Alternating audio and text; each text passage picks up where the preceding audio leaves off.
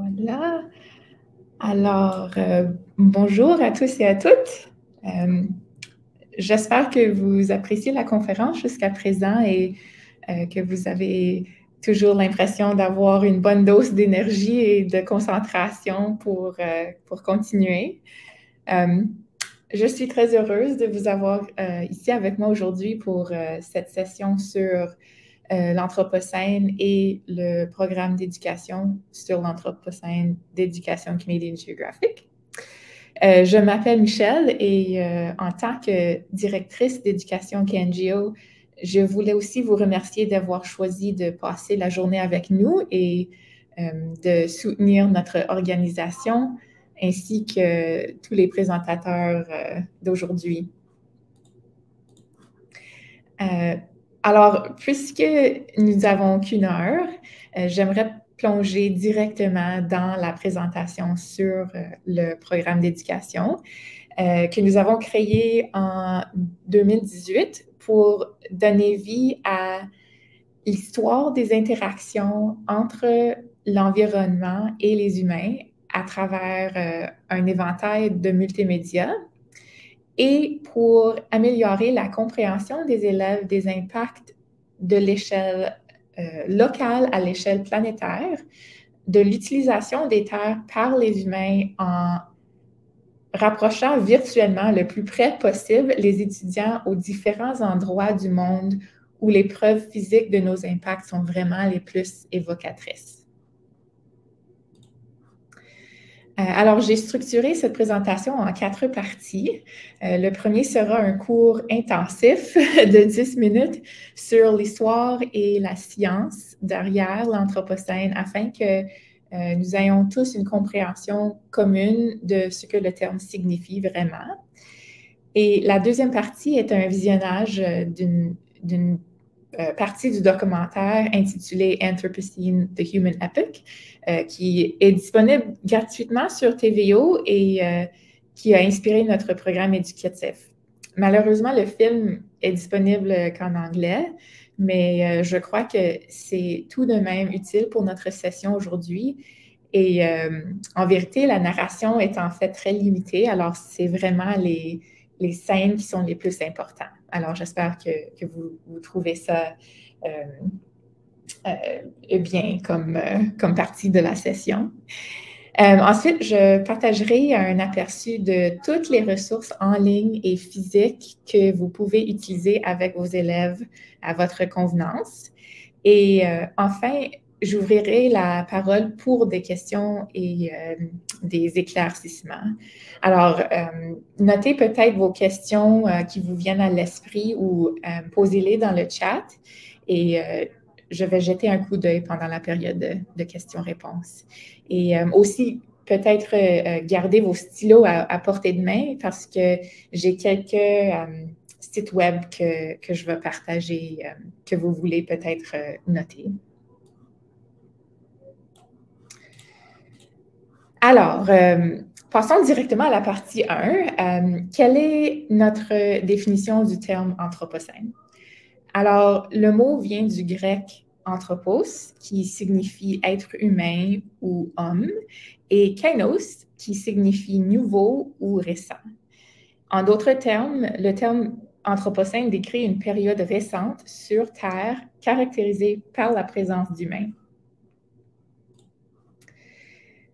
Le terme est devenu populaire à partir de l'an 2000, lorsque les scientifiques ont commencé à l'utiliser pour sensibiliser au fait que les humains modernes transforment maintenant rapidement l'intégralité du monde naturel de manière permanente et irréversible à l'échelle de la planète, y compris le climat, la glace, l'océan, la biodiversité. À ce temps, la plupart des scientifiques commençaient à reconnaître et à convenir que des termes comme changement climatique ou crise environnementale ne capturaient pas vraiment la gravité, la complexité ou l'ampleur du changement global causé par les humains. Et ils ont donc commencé à utiliser le terme anthropocène pour saisir tout ce changement en un mot succinct et mémorable. Beaucoup de ces scientifiques étaient des géologues que, comme vous le savez, sont chargés d'enregistrer méticuleusement l'histoire géologique de la planète. En 2016, un groupe de géologues a rendu public sa conviction que la Terre avait subi tellement de changements aux mains des humains qu'elle avait en fait glissé tranquillement dans une époque géologique entièrement nouvelle qu'ils ont bien sûr suggéré d'appeler l'Anthropocène.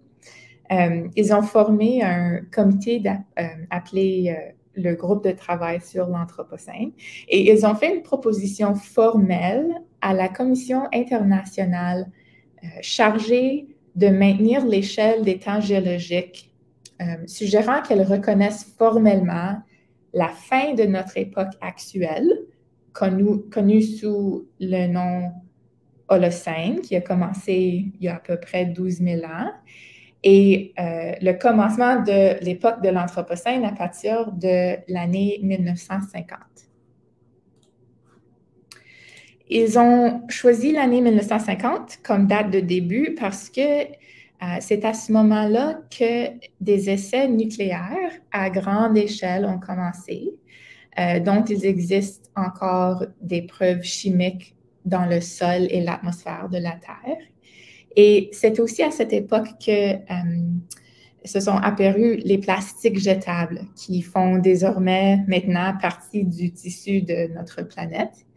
Et aussi en 1950, c'est aussi quand on voit une augmentation exponentielle de la population humaine. Alors, des marqueurs comme ceux-ci, le groupe a soutenu qu'ils seraient visibles dans les archives sédimentaires de la Terre pour les futurs scientifiques qui vont un jour les trouver et les utiliser pour délimiter le point exact où l'Holocène s'est terminé et où l'Anthropocène a commencé. Cette proposition de 2016 a envoyé un grand choc dans la communauté scientifique et elle est encore largement débattue aujourd'hui pour 5 raisons majeures. Alors, premièrement, jamais auparavant dans l'histoire de la gestion de l'échelle des temps géologiques, une époque n'a été proposée en temps réel. Habituellement, les époques sont antidatées de dizaines de milliers à des millions d'années en fonction des différences observées dans les sédiments d'avant et d'après. Alors, les humains modernes n'existaient pas il y a des millions d'années et nous devons donc nous fier à la différenciation naturelle des couches rocheuses de la Terre pour comprendre les changements survenus sur la planète longtemps après que ce soit produit. Alors, parce que nous ne savons pas vraiment à quoi nous attendre, nommer une nouvelle époque au fur et à mesure qu'elle se déroule et dire que l'Anthropocène a commencé en 1950, c'est vraiment plus une prédiction ou une hypothèse. Elle ne se dérive pas des archives sédimentaires de la même manière que les époques précédentes l'ont. Ainsi, il y a un débat pour savoir si il est peut-être trop tôt pour désigner formellement l'Anthropocène comme une nouvelle époque. Deuxièmement, la date de début de 1950, c'est considéré par certains comme quelque peu arbitraire ou globalement incorrect. Par exemple, il y a un grand nombre de scientifiques qui pensent que la date de début de l'Anthropocène devrait être en fait l'année 1610, marquant l'échange colombien ou l'échange massif des espèces, des biens, des personnes et des maladies entre l'Europe et les Amériques au siècle après que Columbus avait navigué vers le Nouveau Monde. Un autre groupe pense que la date du début devrait en fait être il y a 8000 ans, lorsque le cycle mondial de carbone a été affecté pour la première fois par les agriculteurs européens qui brûlaient les forêts pour faire place à la riziculture. Et d'autres pensent que la révolution industrielle des années 1800 et le dépôt de cendres à ce temps-là constituent un meilleur choix. Alors, pour qu'une nouvelle époque commence, la condition d'un changement durable de la Terre doit être documentée. Et tous ces événements que je viens de mentionner répondent à ce critère. Alors, il y a un débat intense sur l'événement le plus représentatif du début de l'Anthropocène. Lié à ça est la troisième raison de débat, et c'est le choix de marqueurs géologiques qui signalent le début de l'Anthropocène. Le groupe de travail sur l'Anthropocène a identifié les particules radioactives qui tombent sur Terre à la suite d'une explosion nucléaire comme le meilleur marqueur potentiel pour le commencement de l'Anthropocène, mais d'autres marqueurs ont été proposés aussi, comme la formation d'une nouvelle couche plastique dans la croûte terrestre, l'apparition des produits chimiques synthétisés par les humains qui n'existaient pas auparavant dans la nature, et d'autres exemples aussi comme la consommation massive de volailles qui produit une quantité incroyable d'os de poulet jetés à chaque année. Et un brave a même proposé la date d'ouverture du premier restaurant McDonald's comme marqueur pour le commencement de l'Anthropocène. Alors, la quatrième raison du débat, c'est de savoir si oui ou si non que nous avons besoin de vraiment formaliser le nom ou l'époque. Parce que depuis à peu près 2 décennies, les universitaires et le grand public utilisent ce terme, chacun sachant ce qu'il signifie, à quel concept il s'applique et qu'est-ce qu'il représente. Il y a déjà comme une reconnaissance mondiale de l'impact des humains sur la planète. Alors, est-ce que ça fait vraiment différence si on ajoute ce terme à l'échelle des temps géologiques ou non? Et enfin, il y a un débat considérable sur le nom actuel. D'autres noms ont été proposés pour vraiment mettre en évidence d'autres caractéristiques de l'Anthropocène autres que seulement les impacts environnementaux. Alors, par exemple, le Capitalocène qui met en évidence la montée du capitalisme comme une source majeure de l'état actuel de la planète. Un autre, c'est la plantation saine, qui fait référence à l'agriculture esclavagiste et même l'esclavage des plantes, des animaux et des microbes. Et aussi, j'ai vu le Métropocène qui nous demande de considérer par-dessus juste la géographie et l'environnement, les peuples, leur psychologie et leur culture pour vraiment comprendre l'état de la planète. Alors, comme vous pouvez voir, malgré une présentation formelle faite par le groupe de travail sur l'Anthropocène à la Commission internationale, il y a beaucoup d'opinions divergentes et de preuves d'un Anthropocène potentiel qui circulent parmi les experts essayant de définir notre période géologique actuelle. Ce jour ici, la Commission internationale évalue le nom, la date de début, les marqueurs et la nécessité de reconnaître formellement cette époque par rapport à tout le travail antérieur qui a été fait sur l'échelle des temps géologiques. Alors, on s'attend à ce qu'ils prennent une décision plus tard cette année. Et en attendant, le groupe de travail sur l'Anthropocène recueillit plus de preuves ou qui proviennent de certains endroits à travers le monde pour vraiment accroître notre prise de conscience et notre compréhension du fait que la stabilité environnementale de la Terre a été altérée de façon permanente par les activités des nations industrialisées. Alors, c'est ici qu'intervient le programme d'éducation.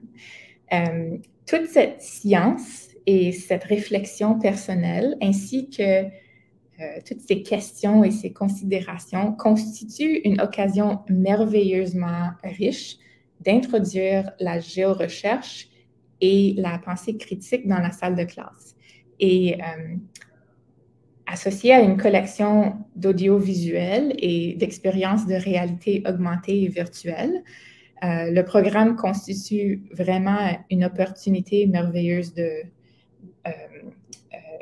pour avoir un apprentissage captivant et expérientiel.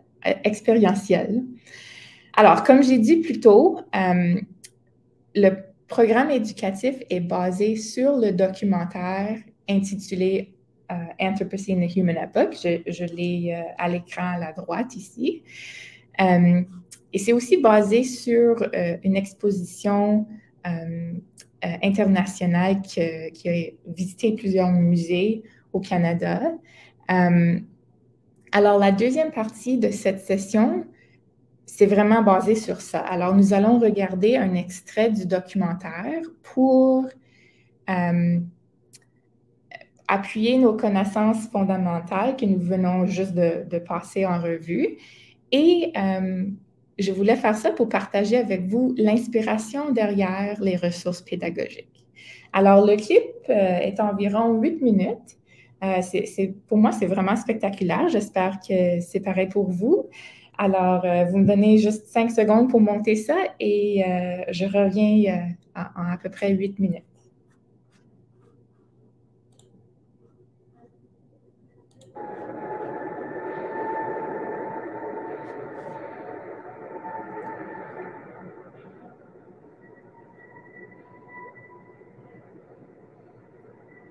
Since Humber Coal Mine opened in 1978, 4 towns have been destroyed to make way for its expansion, and 2 more are facing relocation. It is the largest open pit mine in Germany.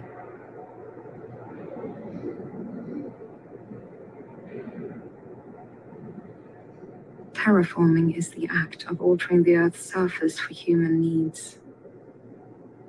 Humans now dominate over 75% of ice-free land because of mining, agriculture, industrialization, and urban growth.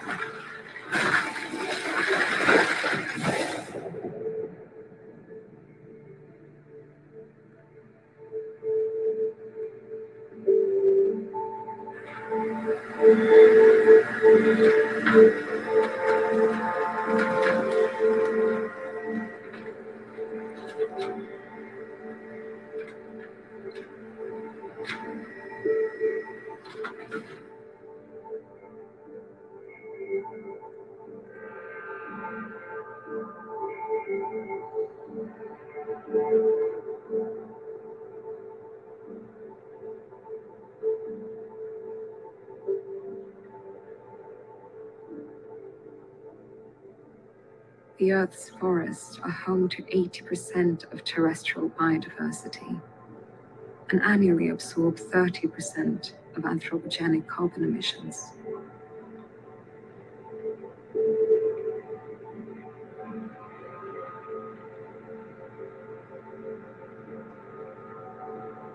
Less than 10% of old-growth forest remains on Vancouver Island, and raw log exports have increased exponentially since 2014.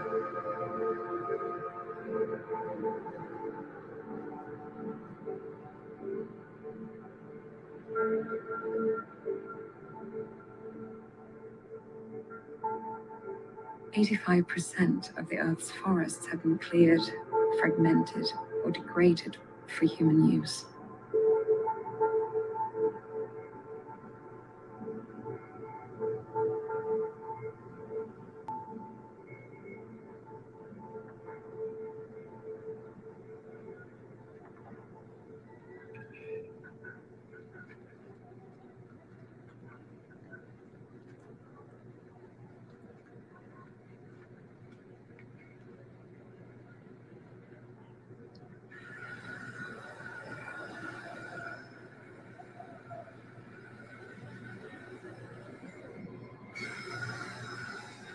This business, it starts from the bush, from the forest.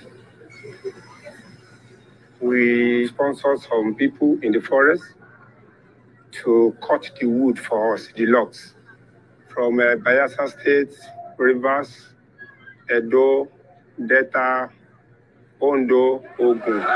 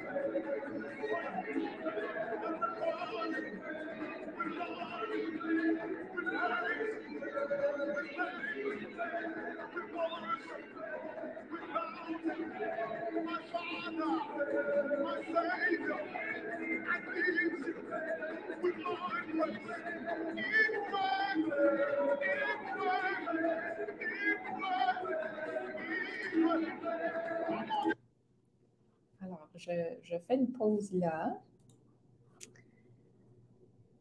Et j'allume ma caméra. Une seconde. Voilà. Hop! Excuse-moi. Excuse-moi, j'ai beaucoup trop de fenêtres ouvertes. Alors, j'espère que le clip a été une bonne, une bonne introduction au documentaire pour ceux d'entre vous qui ne l'ont pas encore vu. Et pour ceux d'entre vous qui l'ont vu, j'espère qu'il a ravivé votre enthousiasme quant aux possibilités liées au film et au sujet abordé. Alors, je sais que les artistes décrivent le film comme une méditation cinématique et je suis d'accord avec eux. Tout le film est vraiment entièrement captivant. Alors maintenant, j'ai une activité rapide pour vous. Est-ce que vous pourrez juste réfléchir rapidement à ce que vous venez de voir et placer un mot dans le chat décrivant vos sentiments sur qu'est-ce qu'on a vu dans le film?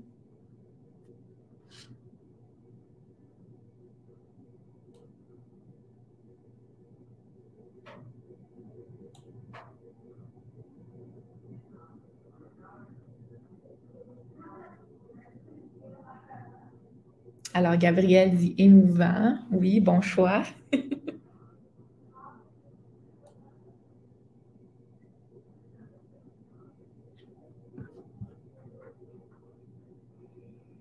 Karine dit exploitation. Oui, c'est vrai.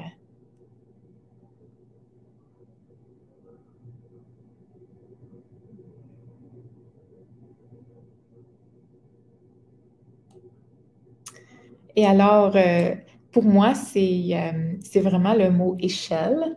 C'est toujours frappant l'échelle qui est démontrée dans ce documentaire, mais aussi la contradiction des échelles. Alors, les humains apparaissent si petits dans certaines des scènes, mais aussi leurs activités destructrices sont comme massives. Et vous avez aussi un sentiment de surpopulation dans la scène dans l'Église avec 1 million de fidèles. Alors, c'est vrai que le film met en évidence à quel point les mondes humains et naturels sont vraiment liés. Et comme j'ai dit, le film est comme ça au complet avec des histoires de la Chine, de l'Australie, du Canada, etc. Et vous auriez également remarqué des définitions clés qui sont fournies dans le documentaire, des choses comme terraformation et déforestation. Alors ça se fait tout le long du documentaire. Je sais encore que c'est en anglais, c'est dommage, mais ça, ces mots-clés-là sont vraiment les mêmes thèmes que nous avons utilisés pour construire notre guide d'enseignants dont je vais vous montrer dans quelques minutes.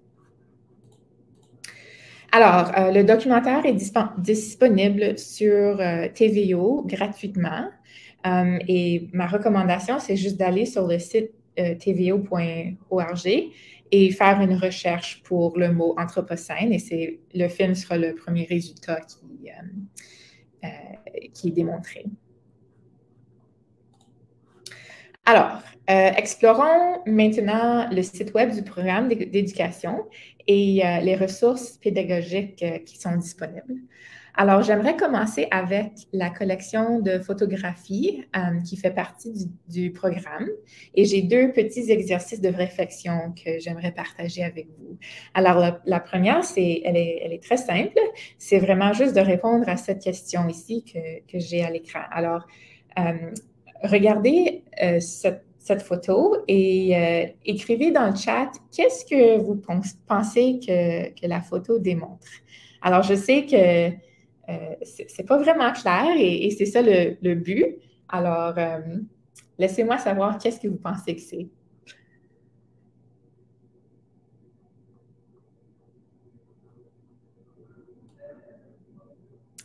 Alors, Émilie dit déforestation.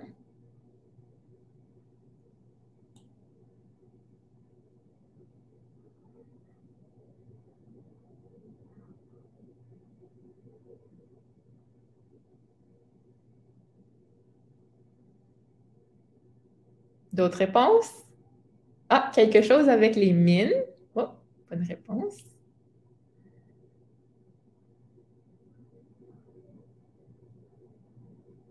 Alors, je vais vous le dire. C'est l'agriculture des terres arides.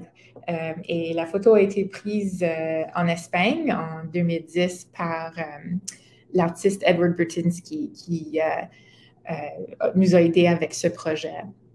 Alors, l'agriculture des terres arides est vraiment nécessaire dans cette région parce qu'elle reçoit si peu de précipitations tout au long de l'année, mais la terre est importante pour une population très grande dans la région. Et les taches blanches que vous voyez à la gauche, c'est du sel qui a été exposé en raison de l'évaporation constante dans cette région-là. Et vous allez remarquer que les plantes et les mauvaises herbes indigènes sont pas là. Alors, les sections qui sont plutôt noires, c'est là où les plantes ont été enlevées pour que les cultures reçoivent toute l'eau disponible dans cette région-là. Alors, j'ai une autre photo. Alors, pour celle-là, je change l'exercice un petit peu et je vous demande 4 questions au lieu d'un. Et le premier, c'est vraiment 2 ensemble. Mais regardez cette image-là et disez-moi qu'est-ce que vous pensez que c'est et où dans le monde est-ce que vous pensez que cette photo a été prise?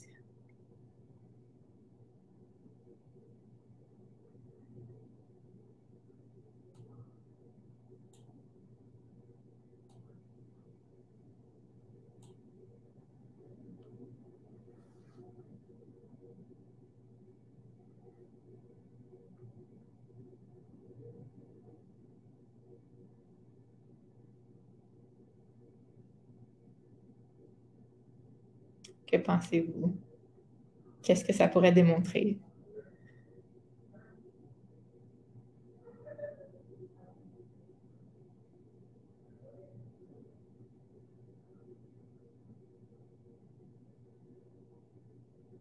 Quelque part dans l'océan, oui. Et Gabriel dit, j'ai aucune idée, sauf que c'est l'océan. Oui. Karine dit, évaporation d'un lac. Ah, c'est intéressant. Oui. Alors, je vous donne la réponse encore. Alors, c'est le déversement de pétrole de Deepwater Horizon qui... la photo a été prise en 2010. C'est au golfe du Mexique. Alors, ça, c'est considéré comme l'une des plus grandes catastrophes environnementales dans l'histoire américaine. Et le matériel blanc que vous voyez à la surface, c'est le dispersant d'huile que les équipes de nettoyage ont libéré pour s'occuper de l'huile. Et le bon côté, c'est que cela fonctionne pour réduire le pétrole assis à la surface de l'eau, qui est nécessaire. Mais le côté négatif, c'est que ce matériel-là brise le pétrole en petites gouttelettes qui se dispersent plus facilement dans l'eau. Alors, essentiellement, ça repartit la pollution sur une plus grande volume d'eau. Alors, ça sauve plus ou moins la vie marine à la surface de l'eau, mais c'est possible que ça étouffe les animaux vivant sous l'eau qui restent coincés dans le pétrole qui commence à couler à cause de ça. Alors, deuxième question. Répondez la question avec n'importe quoi que vous voulez, mais ma question, c'est pourquoi est-ce que ça arrive là? Alors, vous pouvez répondre d'une perspective géographique, d'une perspective économique, c'est à vous. Alors, pourquoi est-ce que ça se produit ici.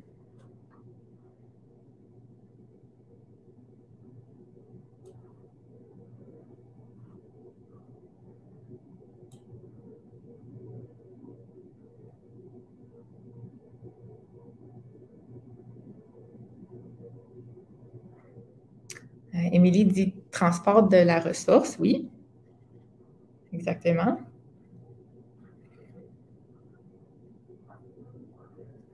Gabrielle dit « extraction de ressources », oui, c'est l'autre côté de l'histoire.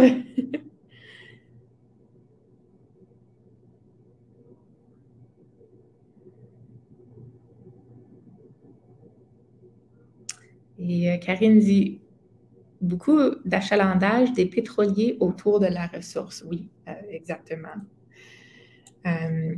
Alors, je pense que vous êtes tous sur la même page. Alors, je passe à la prochaine question. C'est « pourquoi s'en soucier ?»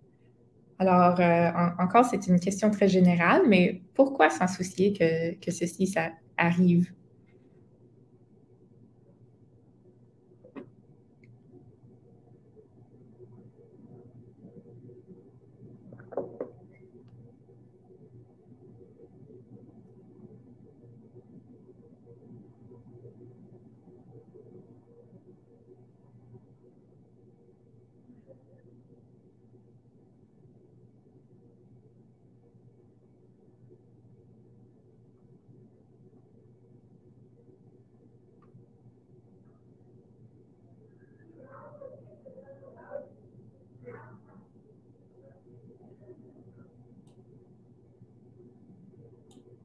Cette question-là vous fait penser.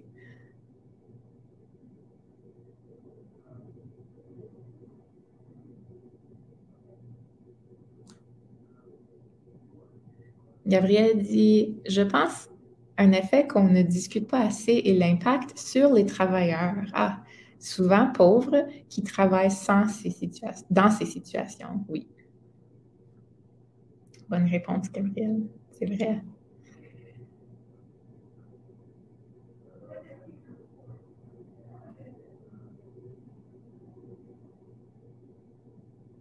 Et Karine dit « La biodiversité est grandement affectée. » Oui. C'est ça. Alors, je trouve souvent que les réponses à cette question-là sont très personnelles. Alors, je passe à la dernière question. C'est simplement « et après ». Alors, qu'est-ce qui vous vient à l'esprit lorsque vous entendez cette petite question? Et après? Qu'est-ce qui arrive après?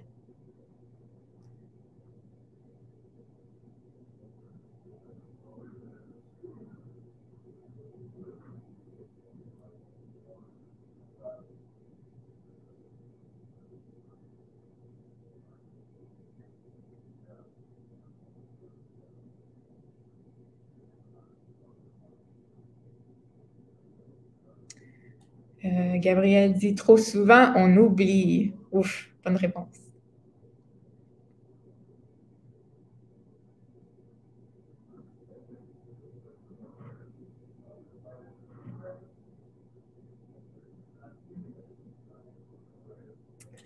Bon, ben, je vous remercie pour vos réponses. Et ça, c'est juste... Oh, excuse-moi, j'ai manqué une réponse.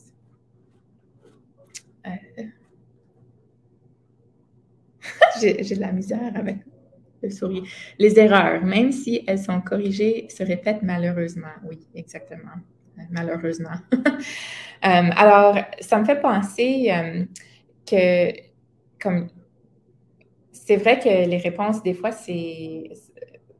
elles sont négatives, mais nous avons vraiment essayé de faire, avec le programme éducatif, de ne pas fuir la vérité, mais partager des informations d'une manière qui est sensitive et responsable, mais qui n'augmente pas l'anxiété climatique chez les étudiants.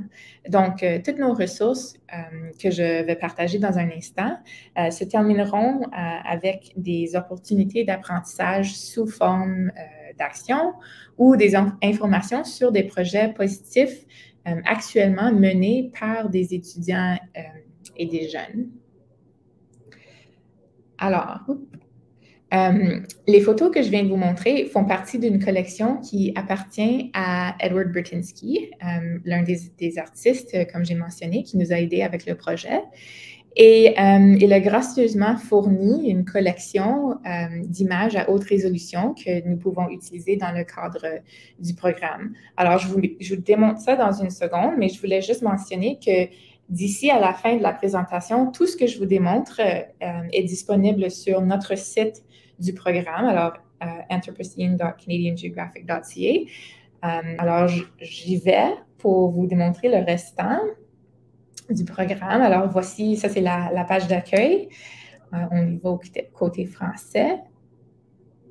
Et vous allez trouver 4 parties. Alors, un petit à peu près de l'histoire du programme, une petite vidéo qui démontre l'utilisation des ressources physiques. La page de trousse pour enseignants, c'est là qu'on va passer la plupart du temps. Et il y a aussi une page pour la trousse pour école. Alors, je vous décris ça dans une seconde. Je passe à la page trousse pour enseignants et je descends juste pour commencer avec les photos dont j'ai parlé d'Edward Burtynsky. Alors, sa galerie complète est en ligne. Alors, si tu cliques là, tu peux voir, il y a une collection de plusieurs thèmes. Si on clique sur Anthropocène, on peut voir ces images-là en haute résolution et c'est vraiment une façon facile de partager les images avec les élèves. Et je retourne à notre site. Alors, il y a sa page principale, ensuite les galeries indépendantes et il y a aussi un lien à la page du Anthropocene Project c'est là que vous allez apprendre plus d'infos sur le film et l'exposition qui était au musée. Alors, je retourne en haut et je passe à travers des ressources avec vous. Alors, le premier, c'est un lien au documentaire. Alors, si vous oubliez d'aller à la page de TVO, vous pouvez aller ici aussi pour accéder au documentaire. La deuxième ressource, c'est quelque chose dont nous sommes très fiers. C'est une histoire de Google Earth qui démontre la majorité des endroits qui sont inclus dans le documentaire. Alors, si j'y vais, on a 27 pages et ça veut dire 27 endroits que les élèves peuvent aller visiter pour en lire davantage. Alors, si je passe à la mine de Hambach que nous avons vue au commencement du clip du documentaire, c'est pas celle-là que je voulais. Voilà. Alors, je voulais voir la mine de cette vue-là. Alors, les élèves peuvent facilement regarder autour à travers de Google Earth, mais je voulais aussi mentionner que des images de Edward Burtynsky sont affichées à la droite de chaque scène. Et en bas ici, si il existe encore plus de ressources liées à cet endroit ou au thème qui est démontré, nous avons mis ça ici aussi. Alors, comme par exemple, Google Earth a créé un time-lapse pour ce site. Alors, vous pouvez voir l'évolution de la mine au fur et à mesure de comme 25 ans, je pense. Alors, c'est vraiment intéressant. Les élèves, dans mes expériences, aiment beaucoup cet outil. Alors, je tourne à la page du programme. La prochaine ressource, c'est une collection d'images gigapixels interactives. Alors, elles aussi sont très intéressantes pour les élèves et elles sont comme des... je ne veux pas dire des jeux, mais c'est très interactif et chacun inclut des devinettes. Alors, si je clique sur celle-ci, de la station de transfert à Scarborough, vous allez voir que je peux faire un zoom et je peux déplacer l'image pour regarder plus en détail qu'est-ce qui se passe. Et il y a des déclencheurs qui sont qui vont apparaître si tu regardes assez proche. Alors, moi, je sais où elles sont et il y en a un ici sur le sac de déchets. Si tu cliques là-dessus, quelque chose d'autre va apparaître, soit un film ou comme quelque chose audiovisuel ou une image. Alors, juste d'autres façons de partager l'information avec les élèves. Alors, je retourne encore une fois. Et je vais passer aussi, nous avons à la fin de la page une collection de 3 films à 360 degrés. Alors, ça aussi, c'est vraiment, c'est bien parce qu'on n'a pas besoin de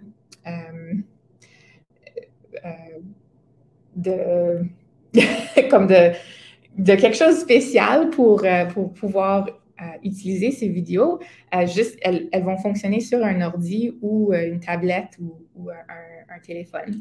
Alors, si je clique dessus, vous allez voir ce que je veux dire par 360 degrés. Et on est vraiment comme dans la scène, quasiment comme dans le terrain. Et on peut regarder autour et voir qu'est-ce qui se passe. Et ces clips-là qui sont inclus,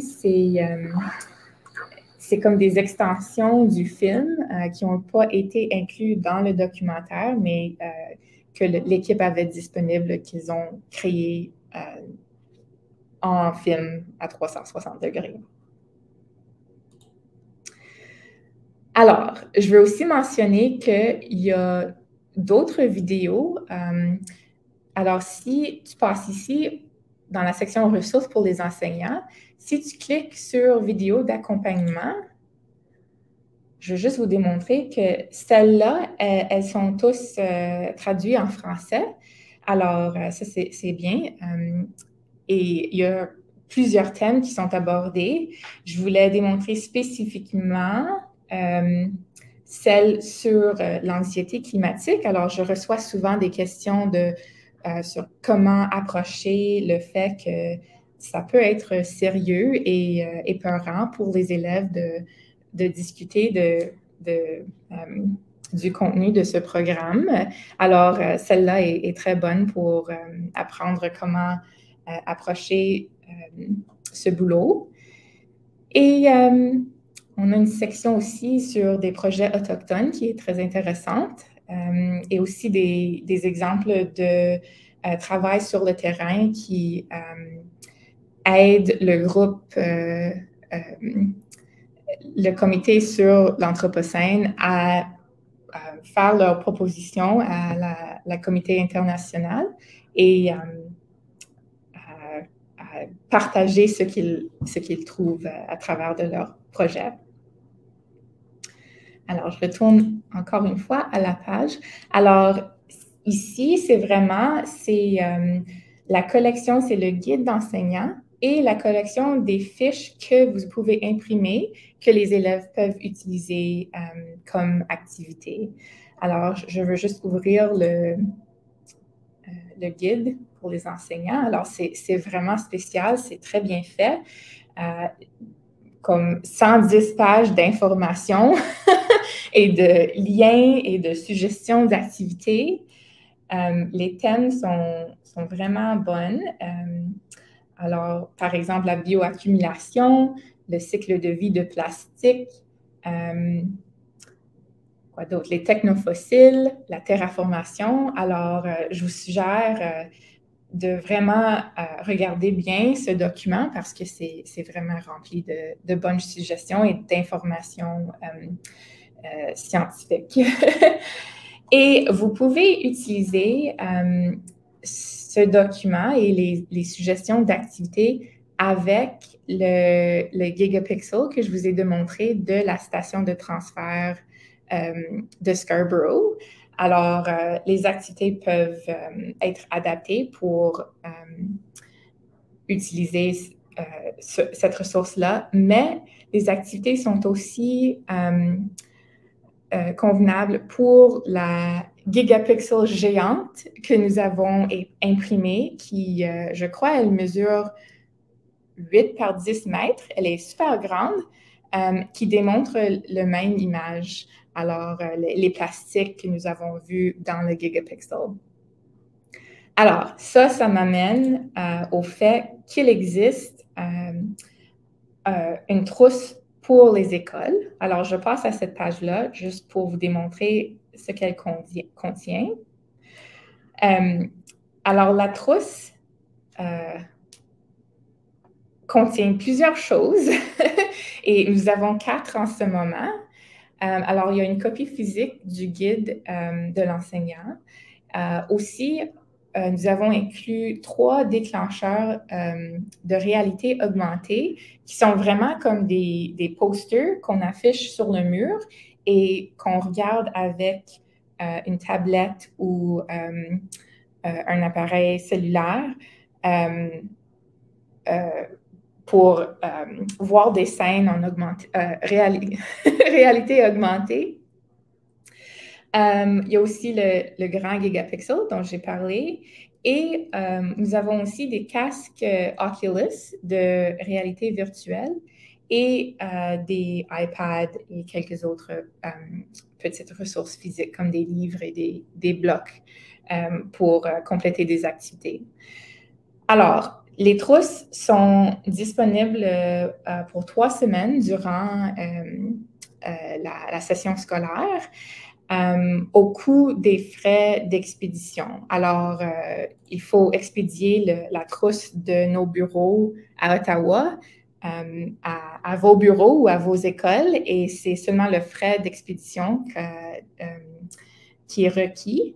Et je dois dire que toute cette collection-là, ça fait pour que ça soit pas mal lourd, qui monte le coût d'expédition. Alors, ma suggestion, c'est que s'il y a quelque chose là-dedans dont vous n'avez pas besoin, soit les iPads ou les casques Oculus, vous pouvez nous écrire un message, l'adresse courriel est là, et dire, tu sais quoi, je veux vraiment le gigapixel, mais je n'ai pas besoin des autres matériaux, alors est-ce que vous pouvez envoyer ça à l'adresse de mon école? Et nous sommes heureux de faire ça pour vous. Je veux aussi mentionner que vraiment, les choses qui sont exclusives au kit, c'est le gigapixel, les 3 déclencheurs de réalité augmentée et quelques vidéos qui sont déjà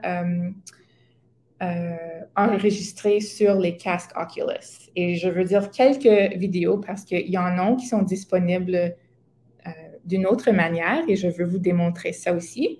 Alors, je retourne à la trousse pour enseignants et il y a une section applications associées. Alors, la première, Avera Discover, ça c'est l'application pour les expériences de réalité augmentée. Alors, vous pouvez télécharger ça sur vos téléphones cellulaires, par exemple, et utiliser l'application avec les déclencheurs qui sont inclus dans le guide d'enseignant. Mais l'application Anthropocene VR, ça, c'est disponible à partir de Google Play ou l'App Store. Et je crois que ça inclut 4 ou 5 films à 360 degrés. Et vous pouvez utiliser, si vous les connaissez, les Google Cardboard. Alors, vous mettez votre téléphone à l'intérieur du Google Cardboard et c'est comme un appareil Oculus. Ça fait la même chose et c'est gratuit. Alors, je vous suggère de regarder si ça c'est convenable pour vous. Alors, ça c'est beaucoup d'informations. Je vais prendre pause là et si vous êtes content avec ce qu'on a passé à travers aujourd'hui, je veux vous remercier et vous pouvez aller commencer votre repos avant la prochaine session. Mais si vous avez des questions pour moi, soit vous pouvez me demander à travers de la caméra ou dans le chat. Et je vais vous aider de mon mieux. Alors, merci beaucoup. Et c'est ça. Merci pour l'intérêt dans le programme d'éducation sur l'Anthropocène.